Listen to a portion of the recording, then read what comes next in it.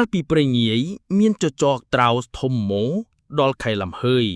វាដើររកត្រពាំងបង្បួដែលរីងទឹកដើម្បីចាប់ត្រីស៊ីលុះទៅដល់ត្រពាំងមួយរីងទឹកអស់នៅតែប្រឡងមួយឃើញសិតតែភ័កមានត្រីកំពឹសបងកងក្តាមជាច្រើនណាស់ចចកឃើញហើយមានចិត្តត្រេកអររីករាយគិតថាថ្ងៃនេះអញមានលៀបធំណាស់ជាលៀបចម្លែកជាង10ថ្ងៃឯកំពឹសមានប្រាជ្ញាឮចចកថាដូច្នោះហើយក៏និយាយលួងលោមចចកថាយើងទាំងអស់គ្នាសុទ្ធតែចំណេញបងចចកឯងទាំងអស់ហើយប៉ុន្តែយើងប្រឡាក់ភក់ណាស់បងឯងស៊ីយើងទាំងភក់ដូច្នេះមិនឆ្ងាញ់ពិសាទេចចកឆ្លើយថាបើធ្វើដូចម្ដេចនឹងឆ្ងាញ់ពិសាកំពឹសឆ្លើយថាត្រូវបងចចកយកយើងទៅលាងទឹកឲ្យជ្រះស្អាតហើយសំស៊ីនោះទើបឆ្ងាញ់ពិសាចចកថាដូចម្ដេចនឹងយកទៅលាងបានបើច្រើនដល់ម៉ាឡេះកំពឹសថាបងចចកកុំព្រួយចិត្តខ្ញុំធានាគិតឲ្យបងបានស្រួលប៉ុន្តែត្រូវបងឯងតាមខ្ញុំចចកឆ្លើយឡើងថាបងឯងធ្វើដូចម្ដេចក៏ខ្ញុំតាមទាំងអស់កំពឹសថាធ្វើដូច្នេះចូលបងឯងចូលមកដេកនៅនាវក្នុងភក់នេះហើយយើងរកគ្នានឹងបានតោមខំរោមបងឯងនាំយើងទៅរកស្ទឹងបឹងបួឯណាដែលមានទឹកថ្លាច្រន់បងឯងលាងយើងឲ្យស្អាតហើយសឹមបងឯងស៊ីឆ្ងាញ់ពិសាតាមចិត្តចុះឯចចកជាសត្វលោភហើយល្ងង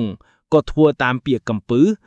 សនឹងត្រីក៏បបួលគ្នាតោងរំចចកទៅលុះទៅដល់បឹងមួយធំវែងមានទឹកថ្លាល្អចចកដើរចុះទៅក្នុងទឹកអស់ត្រីកំពឹសលោតទៅក្នុងទឹកហើយប្រាប់ថាបងចចកឯងទៅជញ្ជូនមកឲ្យអស់សិនសឹមមុខស៊ីឲ្យឆ្អែតតែម្ដងយើងនៅចាំបងនៅទីនេះចចកក៏ទៅជញ្ជូនត្រីនិងកំពឹសមកលុះត្រាតែអស់ពីត្រពាំងនោះពួកត្រីកំពឹសក្តាមខ្ញងដឹងថាចចកជញ្ជូនអស់ហើយក៏នាំគ្នាមុជទៅនឹងទឹកបាត់អស់ទៅពេលចចកដឹងថាកំពឹសបញ្ឆោតដូច្នេះហើយខឹងណាស់ដើរទៅបបួលអស់សត្វធំតូចដំរីរមាក់ខ្លាគ្រប់ភាសាសត្វទាំងពស់ធ្លន់ពស់ធំពស់តូចទាំងសត្វហាវគ្មានសេះសល់បន្តិចបបួលគ្នាមកបាច់ទឹកបឹងនោះឲ្យរីងនឹងបានចាប់ត្រីក្នុងបឹងនោះស៊ីឲ្យអស់បានឲ្យពស់ធ្លន់ធ្វើជាទំនប់សត្វឯទៀត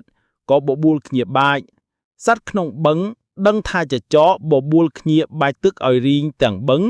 ភ័យណាស់ក៏គិតគ្នាថាយើងធ្វើម្ដេចនឹងបានឲ្យសត្វទាំងអស់នេះលែងបាច់ទឹកកាលនោះត្រីក្រាន់ឆ្លើយឡើងថាខ្ញុំឮគេនិយាយថាបងសុភាទន្សាយជាអ្នកមានប្រាជ្ញាចេះដោះទុកមនុស្សសត្វផងជាច្រើនណាស់មកហើយបើដូច្នេះខ្ញុំនឹងទៅពឹងបងសុភាទន្សាយឲ្យមកជួយដោះទុកពួកយើងពួកត្រីគិតគ្នាហើយក៏ប្រើត្រីក្រាញ់ទៅអញ្ជើញសុភាទន្សាយត្រីក្រាញ់ប្រឹងននៀលទៅលុះដល់ត្រូវថ្ងៃក៏ក្រៀមស្រកាអស់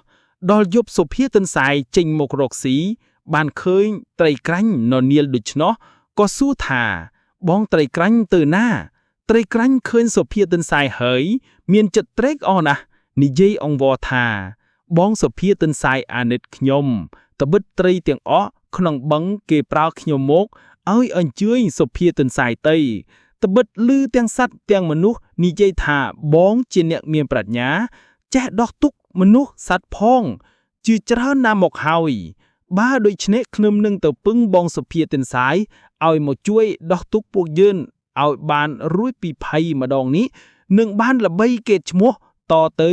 អស់យើងនឹងតបគុណបងសុភាទន្សាយឯងយើងមិនភ្លេចគុណដល់រាបដល់អស់ជីវិតឯទន្សាយឮត្រីក្រាញ់និយាយអង្វរដូច្នោះក៏ឆ្លើយថាបងត្រីក្រាញ់ទៅមុនចុះទៅប្រាប់អស់បងប្អូនកុំឲ្យភេទភ័យចាំខ្ញុំជួយដោះឲ្យរួចក៏មានចិត្តបារម្ភឡើយត្រីក្រាញ់ក៏ត្រឡប់ទៅវិញឯទន្សាយលុះព្រឹកប្រហាម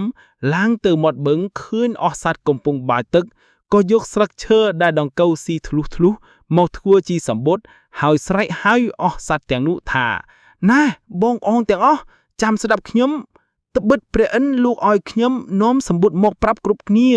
ថាព្រះឥន្ទលោកមកកាច់ជើងទ្រង់ប្រមុំយើងអក កាប់ក្បាលឆ្កែចចកដកភ្លុកដំរីសអស់សัตว์ឬសម្បត្តិព្រះឥន្ទដូច្នោះភ័យណាស់ផ្អើបោជន់គ្នាពៀនលើដំរីក្របីរមាស់រមាំងស្ទុះបោលទៅជន់លើពុះធ្លាន់ជាទំនប់ដាច់ខ្លួនជា2ជា3កំណាត់ធ្លាយទំនប់លិចទឹកស្លាប់អស់ទៅសត្វទាំងនោះក៏ទៅជាចំណីត្រីវិញតាំងពីថ្ងៃនោះមកអស់សត្វទាំងពួងកោតខ្លាចប្រាជ្ញាសុភាទុនសាយទុកសុភាទុនសាយជាគ្រូបាអាចារ្យទាំងអស់